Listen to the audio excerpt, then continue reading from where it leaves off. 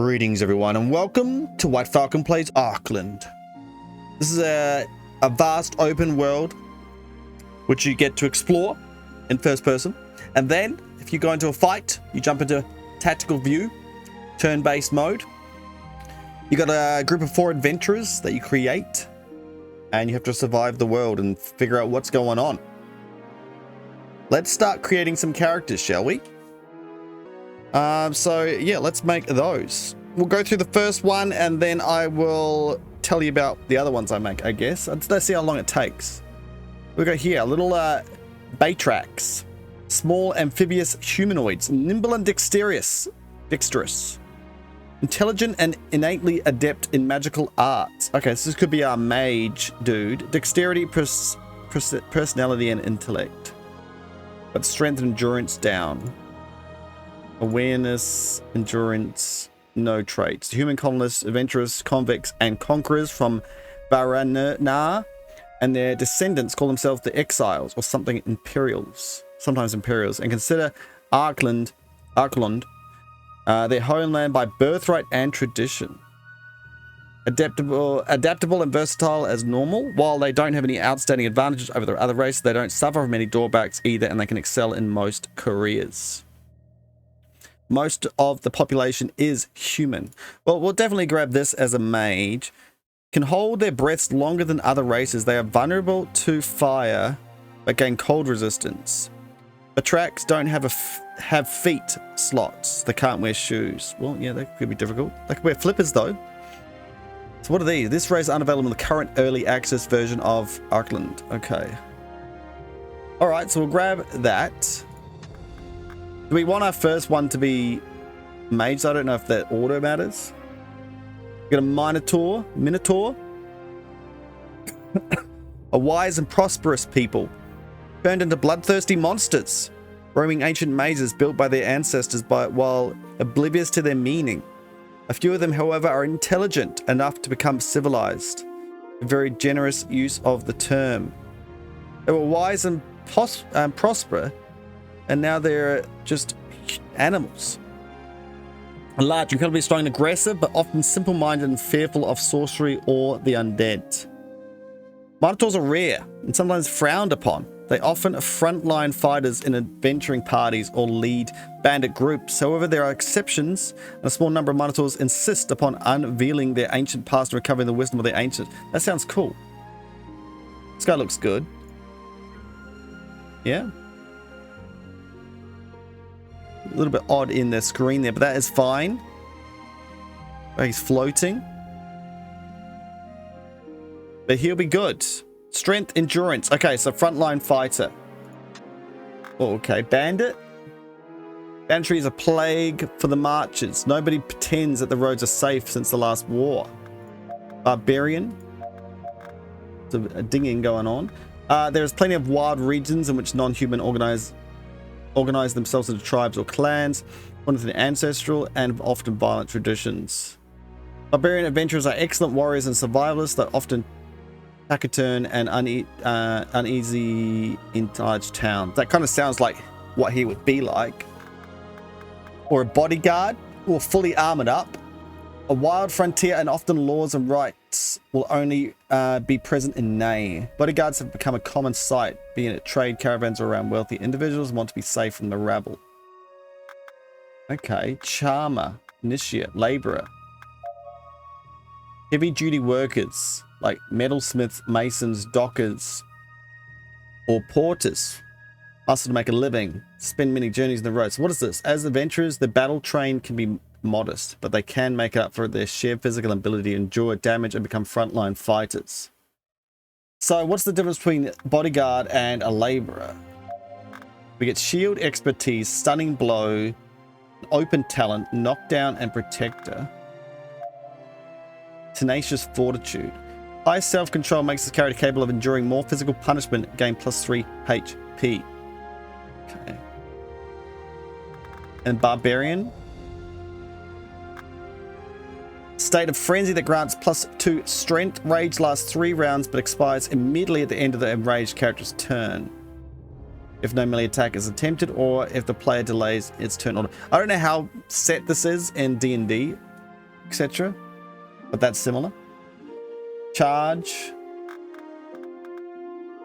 Pilgrim pikemen. Armies of the marchers may be led to nobles. Oh, you need more dexterity. We got points. Where is dexterity? Ranged weapons. Where's my stats? Traits. Here it is. So it would have to go into a bit more dexterity. Race human. Oh, well, I cannot do that then. I don't know why it's not grayed out. Ruffian. A rough melee fighter specializes in light weapons and armor, but also features useful thieving skills. Seaman. Swashbuckler. I think we'll go barbarian. Seems like it fits. So we probably don't need as much dexterity then. Endurance needs to be 5. Awareness, personality, intellect, self-control. Meditation, runes, and arcane. Let's just make him... Maybe we get rid of some of that.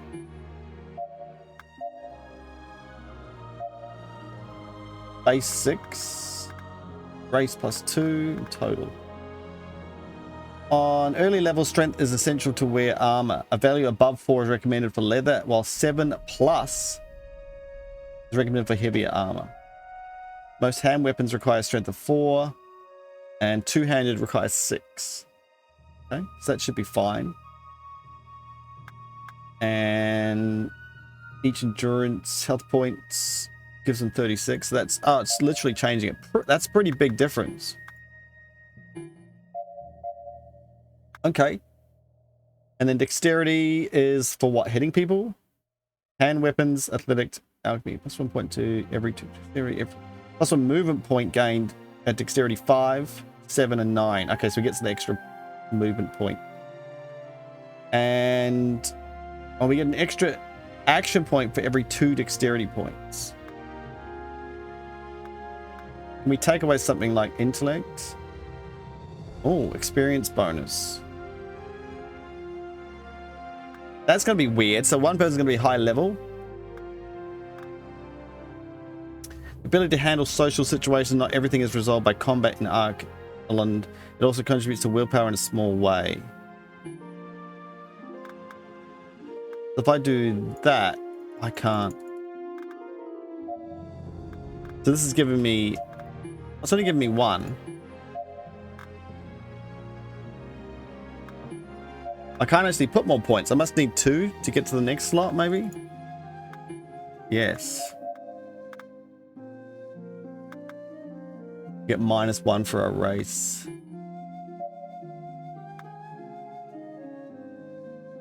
That's a pain. Does it matter too much? We do get extra movement point, but we don't get the extra action point.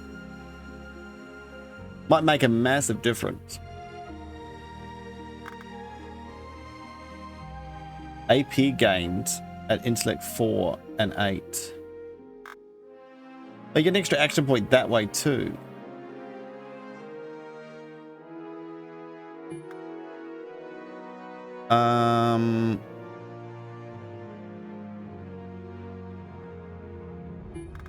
Alright, we'll do that. Done. Now, what do we got here? Athletics, scouting, and survival. Crafting and mythology. Allows to identify enemy creatures and their powers. The higher the skill, the more detailed information. It may, on occasion, be used to skill in skill checks. So, intellect ×4. Awareness. And other bonuses. This is probably not great for us. Survival is... Survival, awareness, 30%, 22, 44. We can do athletics for sure. Skill rank cannot be raised above level 2+ of the character. Breathe underwater, break things open, and some skill checks. All right, he's just going to be full athletic, dude. Character name. What shall we call him? What's a Minotaur name? I don't know.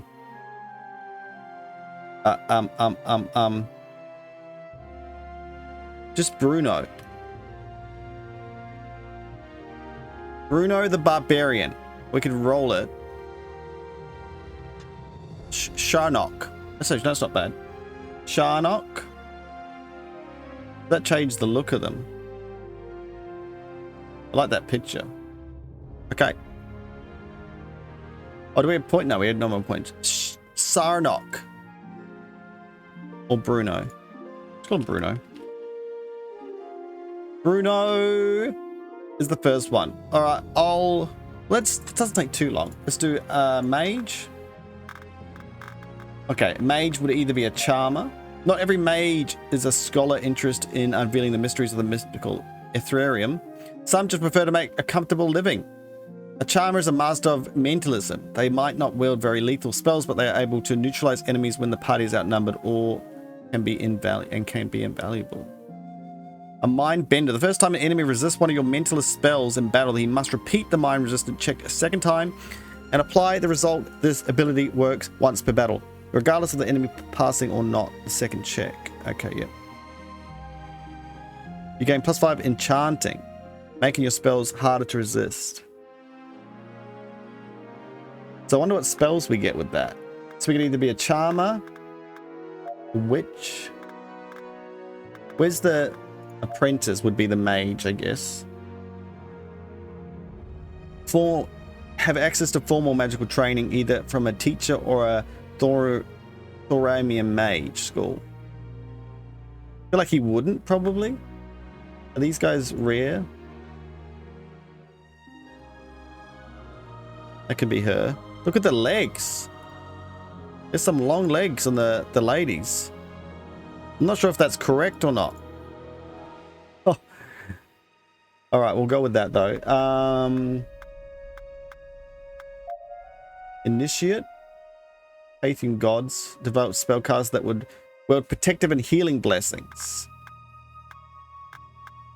Or a witch. Oh, their legs change. They just really don't want to be apprentices because the robe doesn't fit them. In the deep of the forest, adept in both natural magic and dark arts. I think we're gonna go a holy group though, like the goody two shoes people, withholding justice. So maybe we'll go apprentice then.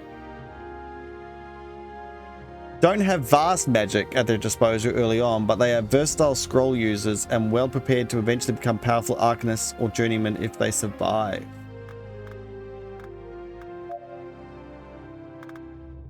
So there's no mage. Oblate, scavenger, trickster. The spellcasters are apprentice, charmer, and witch, I guess. Skills: deception, diplomacy, charisma, runes, and arcane. Conjuration, mentalism, and auspice. I don't know. What do you think? Charmer? Fluffin. McFluffin.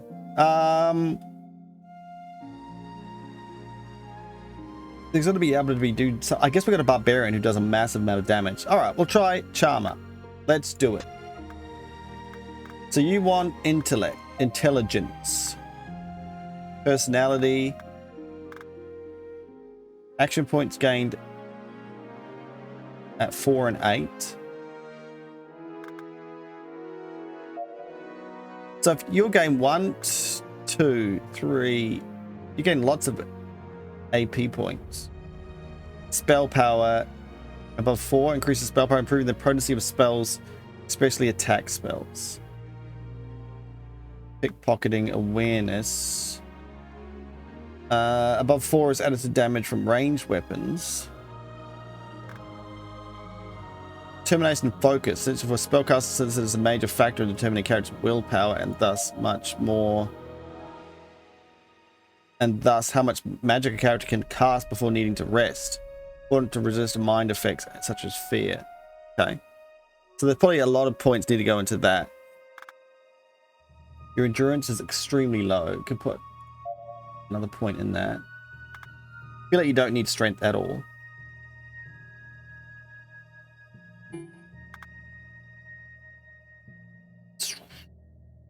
Plus 50 for each end point above 4. Each end point grants an accumulative bonus of HP. I think it's going to be helpful to have a little bit extra HP. 6664. High dexterity, but that's kind of standard for a mage. I don't know if that's great or not, but we're doing that. We can do our skill, yep.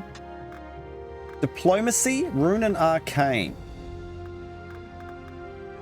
Knowledge of magic in all its forms, in particular magical scriptures and enchanted objects. Using magic items such as scrolls or entering... Yeah, okay, let's do that. Let's do 2, maybe? And then we do 1 in... Charisma? Nah. Someone else can be our charisma person. And then magic. Manipulate the mind, charm, confound at higher ranks illusions that may affect the real world. Arcane focus, forces, and barriers, command or summoning inanimate objects. First, I'll just with both offensive and defensive spells. Precognition, detection, revelation of secrets. All party members gain 20% bonus to spot hidden and scouting checks, which makes them easy to detect hidden objects such as traps or secret doors. An aura of blue light will follow the cast illuminated radius. Cards can gain an unnatural ability to anticipate attacks, gaining a 50% dodge chance. The cards can use initiative and insight to open locks. How is he going to do any damage whatsoever, though? The card is surrounded by a barrier. Invoke a magical shield that works like a regular offhand shield. An invisible barrier surrounds a single ally, granting them 30% fire resistance only. Ice. Caster conjures a telekinetic projectile which hits a single target, causing 1 to 8 physical damage. I would like this, but then we got to pick 2 spells. Okay. I don't know what she's going to do attack-wise, though. She's just a scholar going along for the ride. Hopefully we're able to find something. Maybe we can get another discipline later. This seems bad, but that's okay. Let's do it. So she's not a fighter. We got a massive fighter. We need 2 other pretty strong fighters then. Got an orc. Native from the primal forest. What about a ranger? Dexterity and awareness.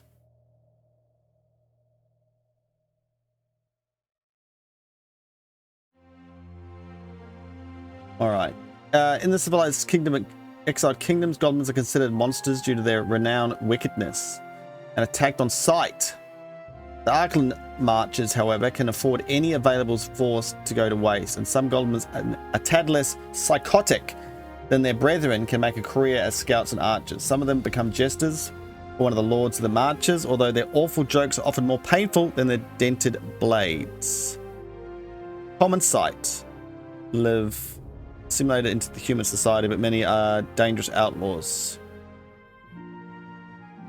Special abilities, plus 1 movement point, they have an innate resistance to fire, cold. Opposite of these guys. And then lives in the forest. Tall and athletic natives from the primeval forest of Vanir, easily recognizable by their green skin, strong long limbs, brave, likable and loyal, but prideful and temperamental. Okay. Strength and endurance. 5 on athletic checks.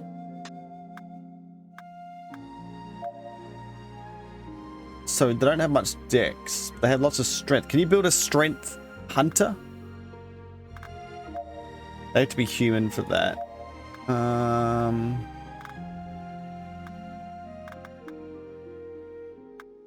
I guess we kind of gonna need someone that's a... we don't have to have a burglar. If we're doing a nice dudes, but then we can't steal everything.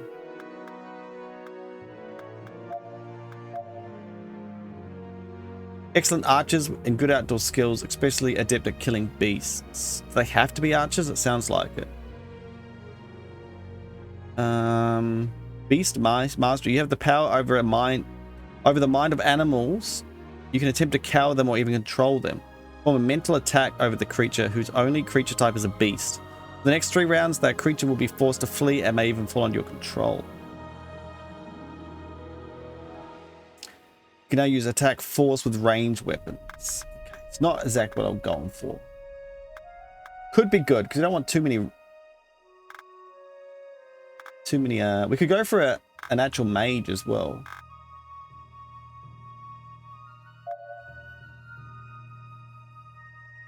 The other guy's barbarian, get to get a tank. I feel like we go 2 pretty strong warriors. Oh, that might not work.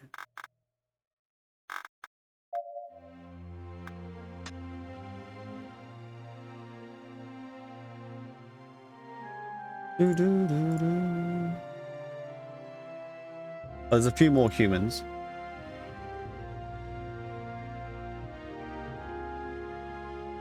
Could go 2 of these, 1 cleric.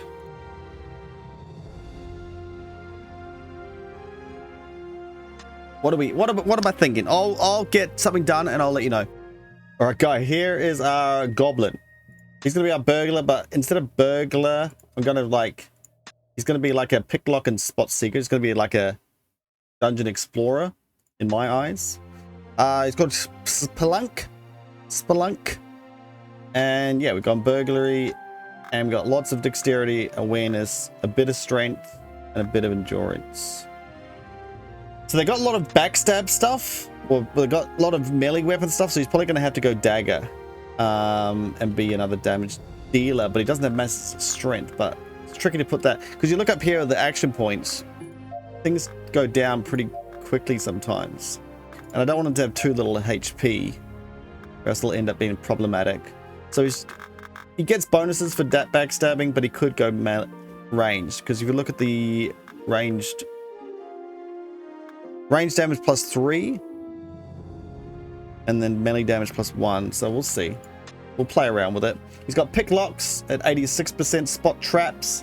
We'll try and put some more stuff in there later, and disarm 62%. So that should be him, Spelunk. Now we need 1 more person. I'll let you know who it is. All right, then we got Amber, human. She's a pilgrim. So she's good at healing, as well as scouting to a certain degree, but mainly healing, I guess. We've got healing touch, standard heal spell, and also holy sustenance. Creates rations that we can eat. Got high intellect, a bit of awareness, bit of personality, and self-control. So we'll see how that goes. She's pretty bad at fighting. She's got +1 range. So we've got 2 kind of ranged people and then 2 melee people. And that's that. We've got old school for RPG veterans. Used to the difficulty of the past century. Some challenges will be required adequate tactics or may seem extreme. You'll need to make good use of your resources. That should be fine. So there we go, guys. Oh, we've got a party name? No. All right. We're ready to head in and explore the world of Archaelund. The world goes black. Your party of adventurers makes a solemn decision to travel across the Sea of Andor and seek fortune in a land of peril and wonder. A land both new and ancient, civilized yet savage. A land called Archaelund. Archaelund. Legends say that for millennia, the glorious empire united all men under the same banner. But all its might and splendor turned to dust and ruin when a magical cataclysm brought the horrors into the world. The survivors fled to the island of Varanar and proclaimed the exiled kingdoms. For generations, the continent of Andoria and the old empire had been feared and avoided. But not anymore. A century ago, brave explorers dared to return to Andoria and found the horrors had vanished. Hey. Thus, humanity slowly began to reclaim its ancient homeland. Colonists, adventurers, pilgrims, second sons, and many others flocked to the new land, ship after ship.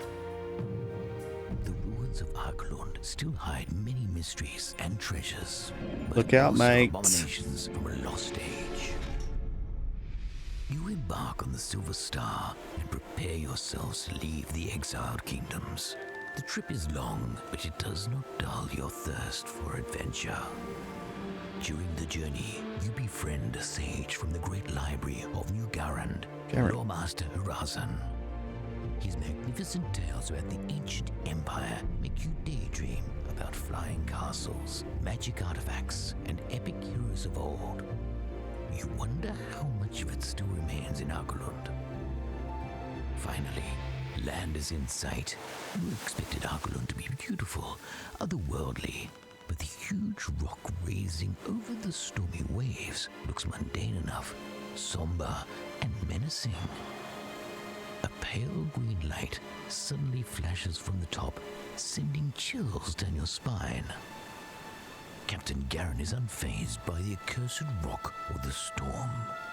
Yes, the Devil's Horn is an evil, haunted place, but the star will just sail around it and dock at Port Garen before nightfall. You feel relieved by his assurance, but not for long.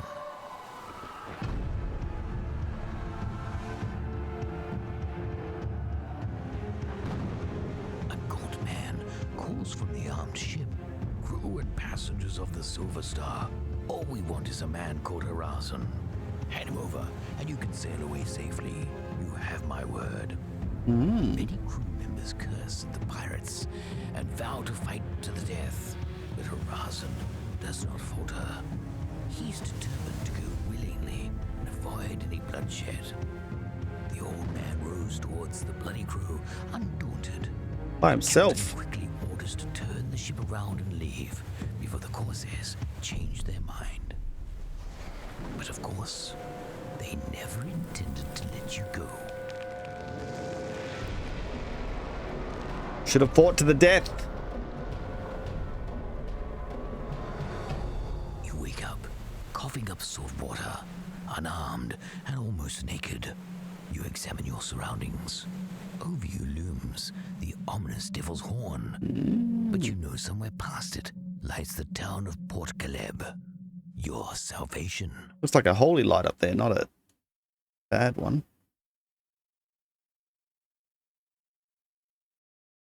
Here we go. How about a lizard man? They look cool. Okay, there's the... Okay, here we are. 3D surrounded. We can walk with WASD. Got our portraits down the bottom left there. We can explore the beach. Tutorial basic controls. Welcome to Archaelund. The game is currently in exploration mode, allowing you to move through the world. Movement, run, rotate. To name with the mouse pointer and